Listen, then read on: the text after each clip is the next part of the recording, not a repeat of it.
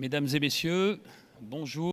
Ladies and gentlemen, good morning, everyone. Welcome to this second day of the Mediterranean strategic meetings. Today, we will be hearing from someone who is used to this event. Admiral Vandier came here for the first session. Good morning, Admiral. He was here 4 years ago, and today he is Supreme Allied Commander Transformation for NATO. He has two roles.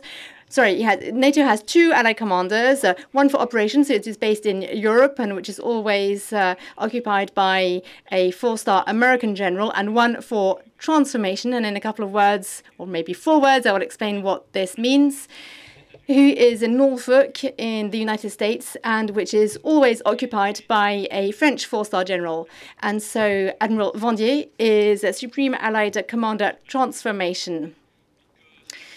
So his responsibility is transformation of the alliance. It's adapting the alliance to new and future threats, a subject which was already addressed by the 3 chiefs of defense staff yesterday evening. Develop new capabilities for the NATO armies, cooperation between countries, between agencies, with manufacturers to be able to continue to improve capabilities, and always keeping an eye on digitalization and innovation. So now you've understood the framework, but better hear from the Pope than from the others. So, Admiral, over to you. The questions will be on Slido, and he will be able to answer them directly, and you can start putting your questions into Slido straight away. Thank you, Pascal. I am here in Brussels. I have been 4 times over to Europe since the start. I came to Europe 17 times last year, so I am a millionaire in air miles. To explain what I do, it's a foresight to warfight. So for the alliance to be functional, someone needs to be responsible for the strategic future. So we give a military opinion on the alliance's strategy, and we see to what extent it's important today in a world which is moving forward very fast, and our aim is to translate that into warfight. So that's how we fight. So the doctrines, the concepts of operations, and the interoperability. So all that then escalates down to NATO training.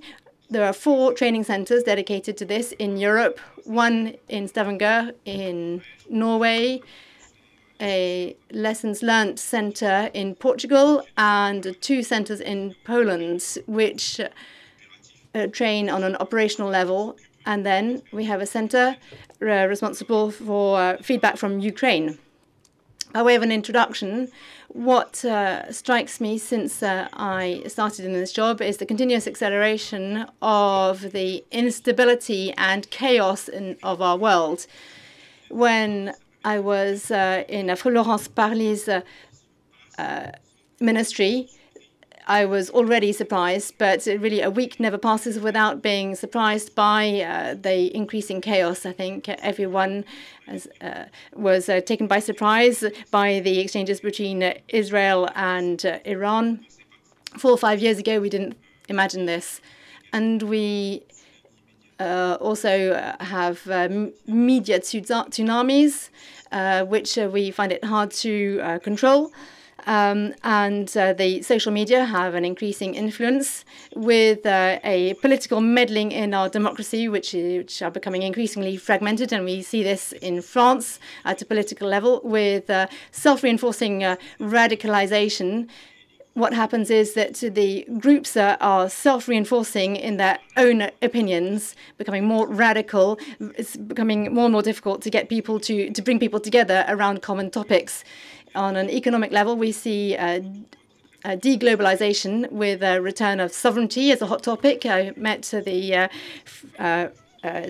CEO of Accenture for France and Europe. Something that struck him is that today's companies have reinvested in the topic of sovereignty. It would cost them a lot of money, but that this was essential in terms of a major technological advantage with artificial intelligence.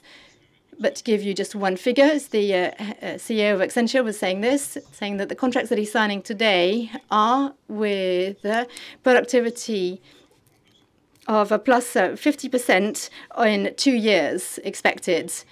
And so there's a whole part of the back office which will be completely automated in order to give rise to this productivity, so replacing people with software. On a geopolitical level, of course, I can't cover everything, we don't have time, but what we're seeing is this fragmentation and returning to strategic rivalries.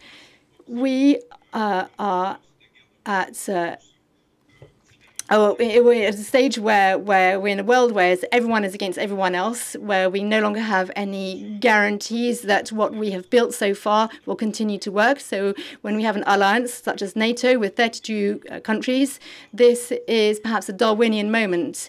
Those who will survive are those who will be able to adapt. And so that's why NATO is now more important than it even was at the beginning. And we now see that we are at the center of a lot of problems. And for Europeans, I think it is a moment where we're having to adapt to a crisis. We went through a period which was stable and predictable, and now we've been taken by surprise.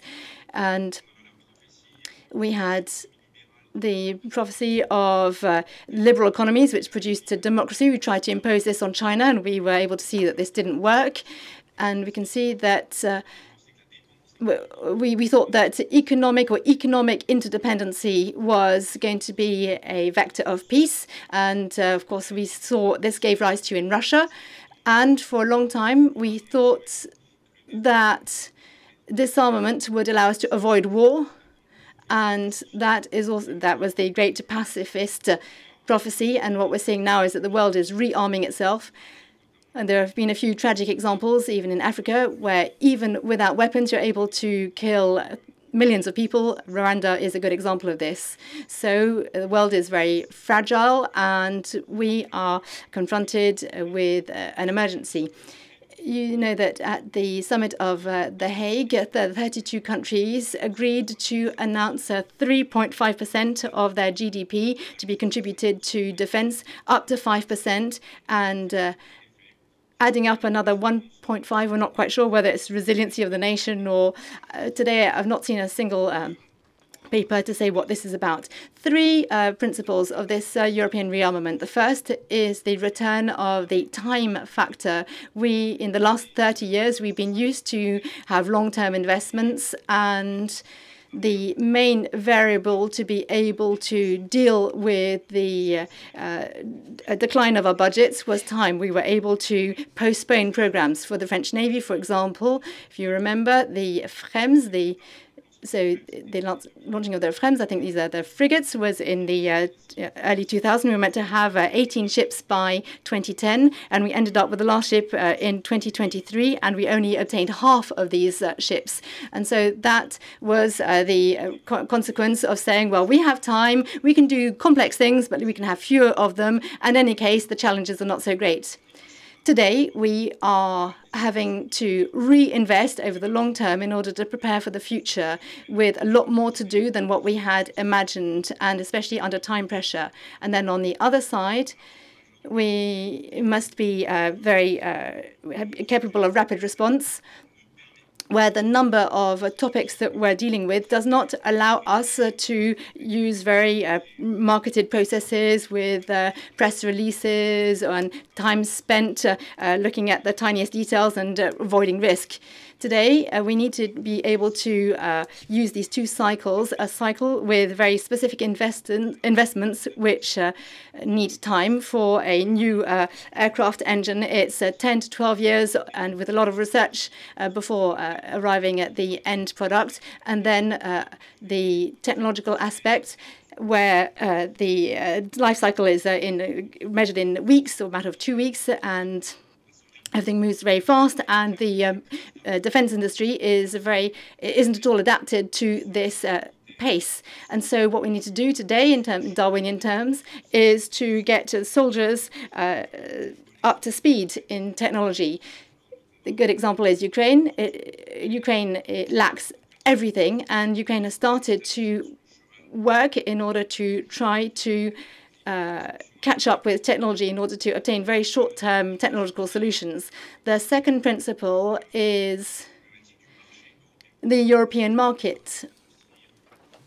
Our European defense industry has spent a lot of time in long cycles and has focused on experts. So our European defense industries have tried to survive, sending equipment to foreign countries, the Gulf countries, and to Asia. And by doing this, has diversified and complexified and fragmented. And today, at a time when we are aiming to invest 3.5% of our GDP in defense, we're going to go from 360 billion annual to 600 billion a year. And so it's still in this universe. We have 27 different types of frigates, 18 different types of tanks, and all sorts of weapon systems which aren't compatible, and so on. So the big challenge for Europeans, and I see that there is an editorial in Le Monde which talks about this, is we need to recreate the conditions for a European market. It has existed in the past. Remember the Jaguar and the Transal. We did some good things in the past, and so today we need to work on coming back to common equipment and find a type of continuity in the market of the defense industry in Europe. That is a real issue, and it is a watershed for the defense industry, which needs to turn towards European defense first and foremost before talking about export. The third principle is that of technology, with a point which I think is at the center of this. It's the sovereignty of technology. You have in mind cloud. We have lost that battle. It happened in the years 2010 to 2020. It was the story of Atos and its difficulties. We have gone from on-premise software, where each big company had its own software. Now we have cloud software with much better safety and better updates, but with issues of sovereignty. And so we are pretending that this hadn't happened, as if our data wasn't in the cloud, whereas everything that you have on your telephone, for example, is in the cloud. And today, there is a real challenge for the Europeans. They need to address the issue of sovereignty of data in a world where inevitably it will be much more in the cloud than in the past, than it was ever in the past. And then we have also drama since in the world of space, with the arrival of SpaceX, where the price of the kilo in orbit had gone from $50,000 per kilo to $6,000 on Ariane 4, $4,000 on Ariane 6, $1,000 per kilo on Falcon 9, and Musk is aiming for $100 per kilo on his latest Starship. And so the launching revolution means that anyone can access space, at least on an economic level. And so in the same vein, looking at low orbit constellations, that means that the price of a low orbit satellite is the price of a car, so about 80,000 euros. So for Starlink, there will be about 15 to 20,000 satellites. And NATO is working with a company which has 250 satellites. These are examples of what we can find on the market with prices which are so much cheaper than what we had in the past. So today, we have a duty in Europe to embrace these technological issues and to not let the markets fly away without us. And so we, instead of just lamenting ourselves, we need to really be in the match and in the game, and we have our place in this sphere. The big issue across these three topics is the mindsets, the awareness, which isn't of the emergency, which is not yet among everyone, and this vision of the world where technology changes our way of doing things. I often say that we should imagine that we are in 1914 at the time of asking what the Chief of Defence Staff needs. Well, I need more soldiers, I need more bayonets, I need horses, I need all all this equipment to go to war, but no tanks, no, it's too heavy, it's too slow, it needs petrol, I don't have any, it hasn't been proven in training. And so, you see, in 1914, all the innovations which already existed, which then finally were integrated during the war, initially, all these novelties had been presented to the Chiefs of Defence Staff, and they hadn't wanted. The submarine didn't exist at that time, and submarine warfare was illegal at the time. And at the time, in 1914, we weren't able to immediately integrate what the new technology was allowing us to do. We missed the turning point.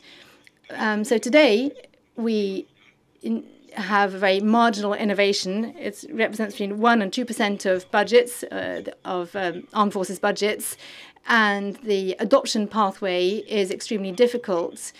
We are permanently confronted with people who don't really understand. It makes me think of Captain Haddock in the Rackham, the Red's Treasure, where the submarine arrives with all its treasures, and where Captain Haddock writes that your project isn't useful for us. And so that's often what happens when I offer innovative solutions to the NATO ecosystem. So what can we do? First of all, put the time factor at the center of our considerations. I think that's extremely important in order to be able to change our managerial culture. So make time central, look at the balance of risks. The risk of doing nothing or of being late today is much higher than the risk of making mistakes. And if I come back to Musk's example, in order to advance his space business, he pushes his systems beyond the limits. He agrees to lose a spaceship just to test the limits. So what he's doing is moving forward incrementally through risk, and that's how he managed to break the market. I'm not saying that this applies to everything, but we see that in our systems we add layer after layer of caution, of time, of regulations, and actually time is always the last criterion. So now what we need to do is to deliver in time, never mind if it's not perfect. People who do work on internet applications say that the first thing is to put it in service, even if it's not perfect, and then afterwards you can always do updates. And so we need to do that, because otherwise our place will be taken by someone else on the market. The other issue is to willfully invest zones of future sovereignty. We need to invest in collective European sovereignty. We've seen the three topics: the control of data and their use, robotics. We have to have regulated standards. Behind robots, we have software. Behind software, there's data. In a Tesla today, there are only half the number of code lines than in an F-35. So there are 35 in an F-35, but only 12 to 15 in a Tesla, and only a couple in Facebook software. So today, platforms and logistics, it's software and it's data. If we want to master robotics, we need to master data, and vice versa. And then the space, which I've mentioned, with an explosion of what's going on. So to take the example of Planet La, which is an environmental company which wanted to monitor world deforestation. They went to see the American Department of Defense and realized that our satellites with low orbits and medium resolution were satellites that also had military functions, and their first services they sold were sold to the Ukrainians because they were able to detect the trenches being built by the Russians. They were able to detect the ground-air weapons sites very early on, all of that, and now we have applied artificial intelligence to that. So all that to say that these functionalities are not uniquely military, they are dual, and they are linked to the economic and military sovereignty of our European space. We have got used to lamenting, to saying that the world is being nasty to us, but I think actually that we have a lot of assets and we need to transform our development into transactional development. We need to make the most of our assets and to set our conditions. Europe has a very singular geography and is well positioned to control the Atlantic, and the United States will not be able to pass on control of the Atlantic, and the American Navy will not be able to do without NATO to control the Atlantic. And so let's get ourselves organized to make our assets transactional. We also have high-level engineering and research programs. You see that we have received a Nobel Prize not long ago in the area of quantics. And we find it hard to make the most of these skills. I often meet American engineers in Europe who have come to Europe because they're not able to develop their products in America because of rules. So it's really a shame that rules prevent us from reaching our academic and research potential. And when I discuss with the Americans, often what I say is today, the Americans, unlike what they imagined, they are in competition with two major competitors, Russia, especially given their military and geographical weight, and with China, a partnership where friendship over the long term, the long-term friendship between China and Russia is going to be very damaging to the United States. So how long will we need to shake them together before we get an emulsion is another question, but there is nevertheless a political alliance. And so we need to find a solution to avoid meeting the extremes. And in any case, there will be a discussion about world stability, and it would be better for the Americans to be at 2 against 2 rather than 1 against 2. So there comes a point where we need to go from concepts to achievements. Our European culture is extremely intellectual. If I take the example of the summit, the AI summit a year ago, where the European position is that we must absolutely regulate this because otherwise it will be the end of humanity. In the rest of the world, in China, United States, people do, and then regulation will come afterwards if there are problems. It's a completely different approach, and I think in Europe we are spending far too much time, and especially in NATO, spending too much time defining procedures and rules before starting the real work. So I think we really need to turn the tables. We have been able to do it in the past. Our predecessors did it, and so we need to lead ambitious projects.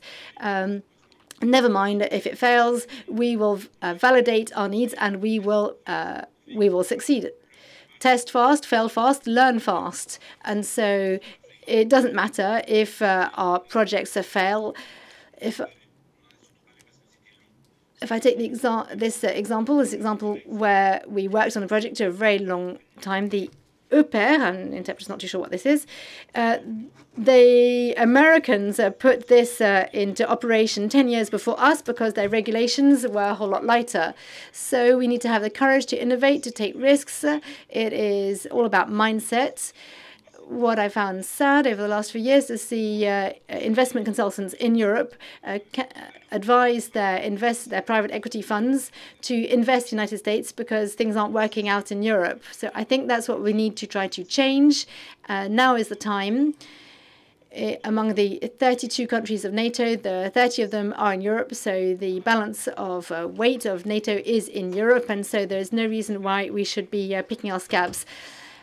We should be able to succeed. So we need to adapt or die. I was very struck by the example of Bosch. Bosch is a German automotive company which succeeded very well in the past, but it is currently declining because it was too slow to understand the place of digital technologies for cars. They understood too late that actually they were good at what they did, and that is the danger in front of us. If we don't start right now, we will be in a world where we don't have mastery of the standards, where we don't have the levers, whereas we were initially in a position where we had a lot of possibilities.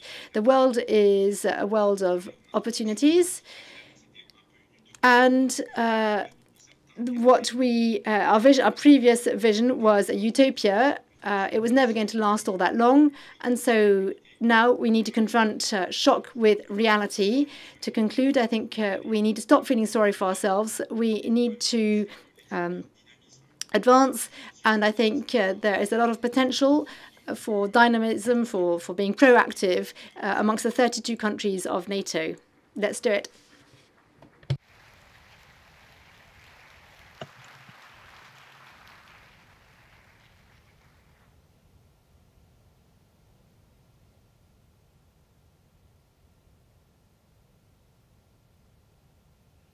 Voilà, je ne sais pas s'il est prévu qu'il y ait des questions. I don't know if there is planned to have some questions. I have about a quarter of an hour left for any questions you might have.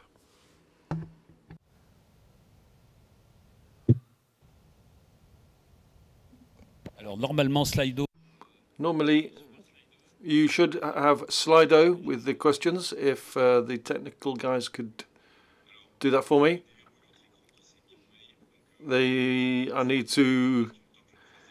I need to unlock my screen, so it's going to take a while. So if you could just read out the first question for me, please. Maybe somebody could ask a question already while we're waiting for Slido to start working. Yesterday, can you see the questions now, Admiral? Can you still believe in the Europe of defence when you look at the position of NATO and the difficulty in working with partners? What is the role of DGA?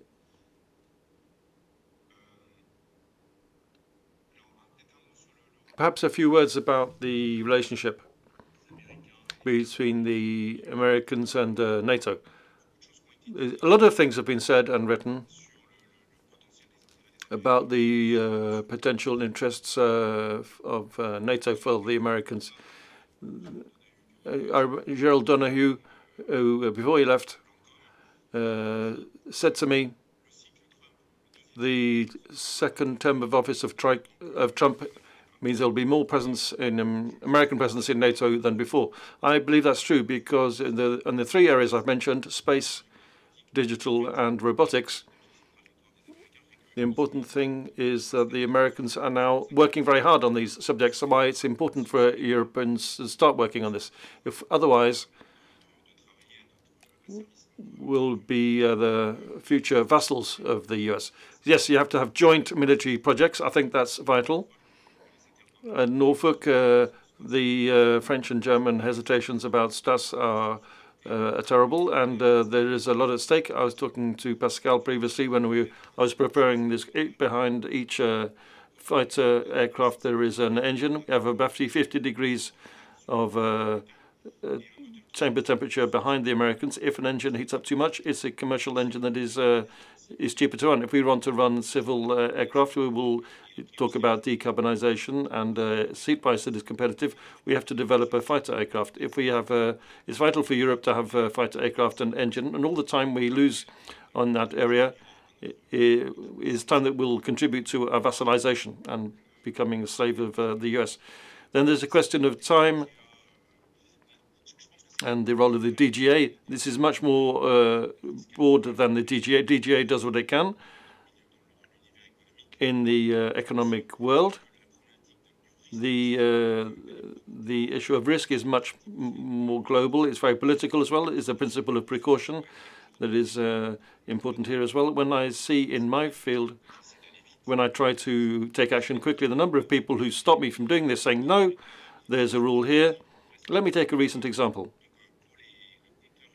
To fight against drones,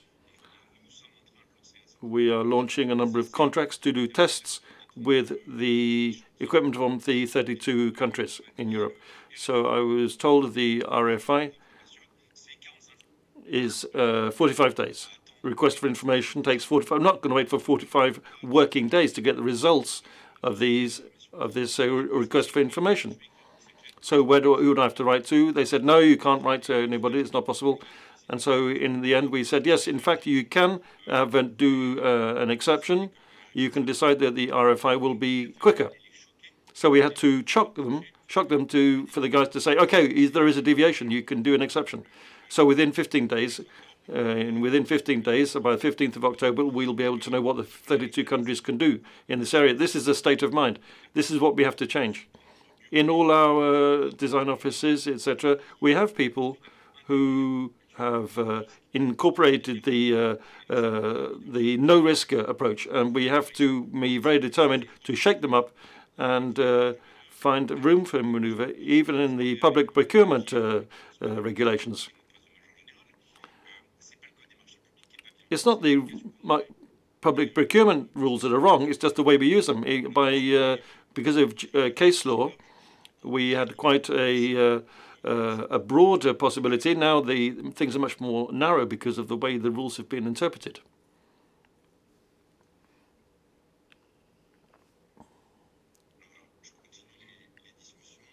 Okay, I'm just looking at some other questions. National sovereignty. How is that shared within NATO? This is the big question of sovereignty of digital data. You have in your pockets a phone where the data is used by all of the applications you have in your phone. These take in all the data. It tells these apps what you're doing before and after you've used the app, and it tells the app what kind of things you're eating, for example. The question of data control is not so much a question of where we put them, but what we do with the data. And this is a big difficulty in Europe at the moment. We believe that we have to store the data somewhere and put them in a safe somewhere with a stamp, and we think everything will be okay.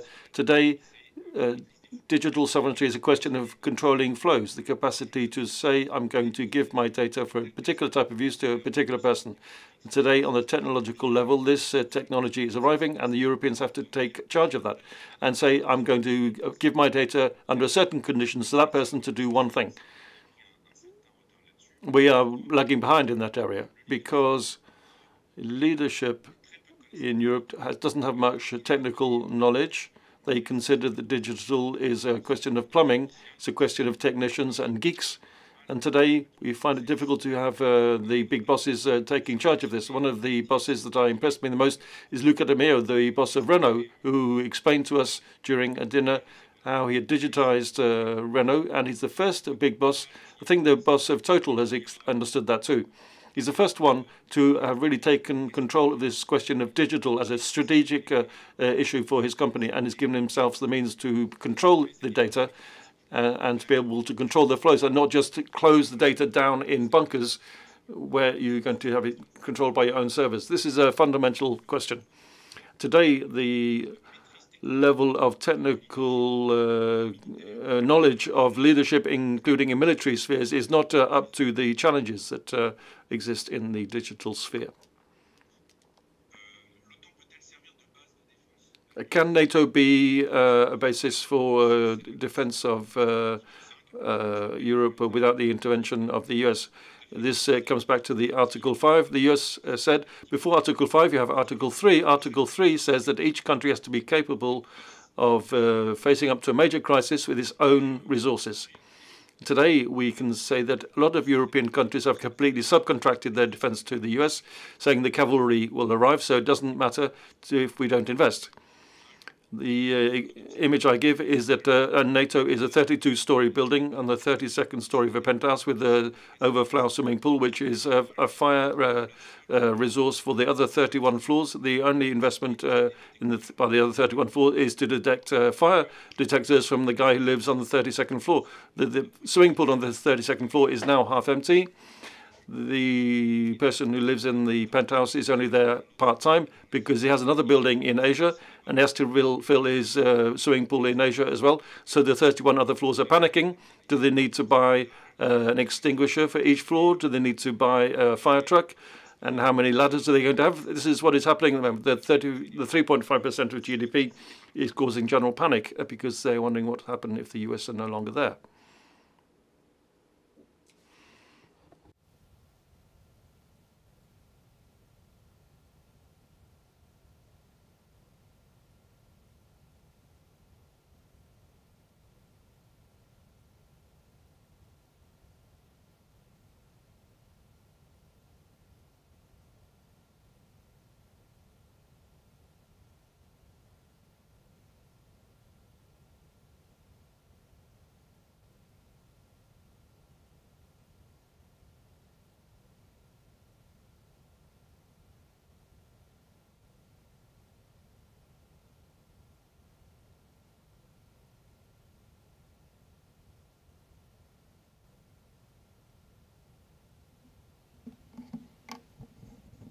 On va voir si on peut.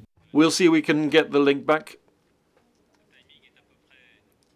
The time is more or less up, I think, as we the time we had planned for this talk. You've noted the coherence between what we heard this yesterday evening and what we'll be hearing this morning. It's becoming more precise now in technical terms because of the boss of technical fields at NATO is Commander Vandier, and of course he doesn't have a national point of view. That's perfectly normal.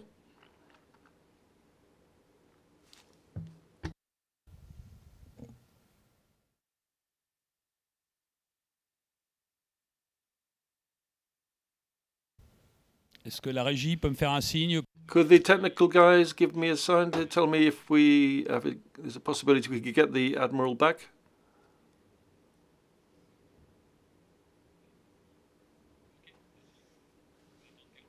Okay, we'll wait for you. We're going to wait for a moment. Let's see if we can get the Admiral back. And if not, we'll move on to the next roundtables. I'm back. We had a problem with the link. I'm just getting to the end of our talk. Would you like to say something or ask a last question, perhaps? One last question is,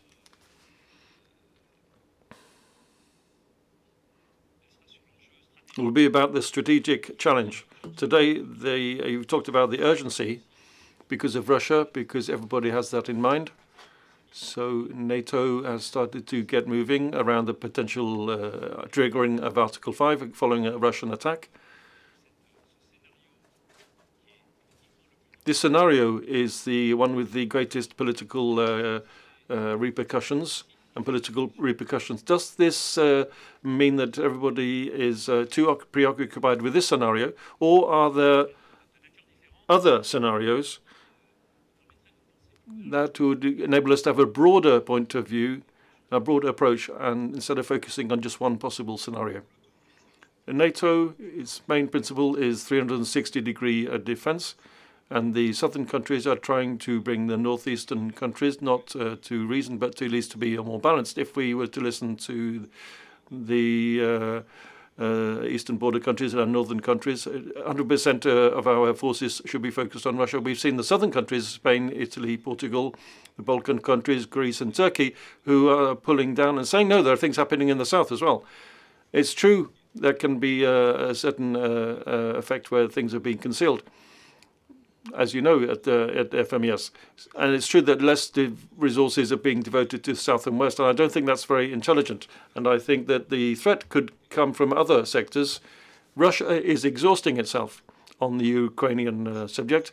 We could say quite cynically every day that the war lasts, Russia is becoming less dangerous.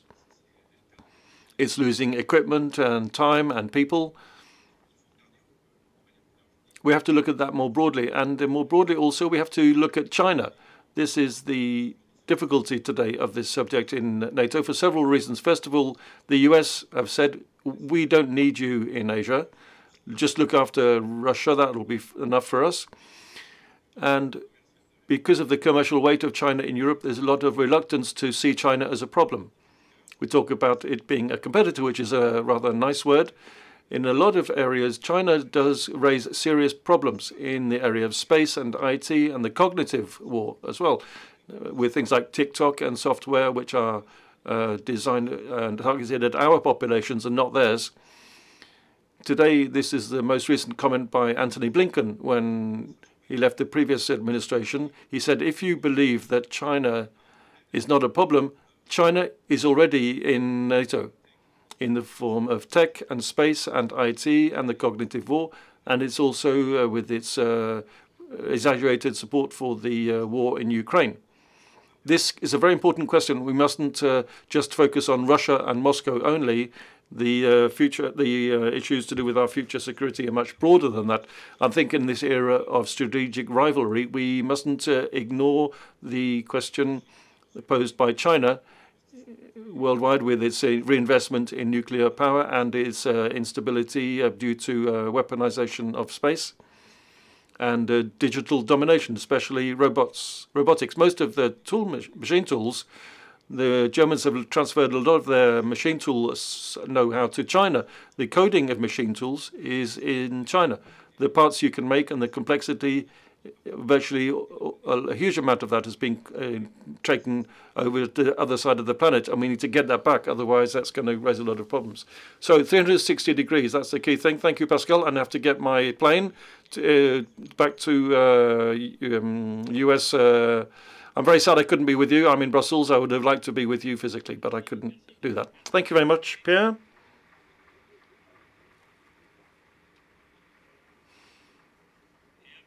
And we'll see you soon in Toulon, perhaps next year, maybe physically present. Thank you. Thank you. Bye-bye, Pascal.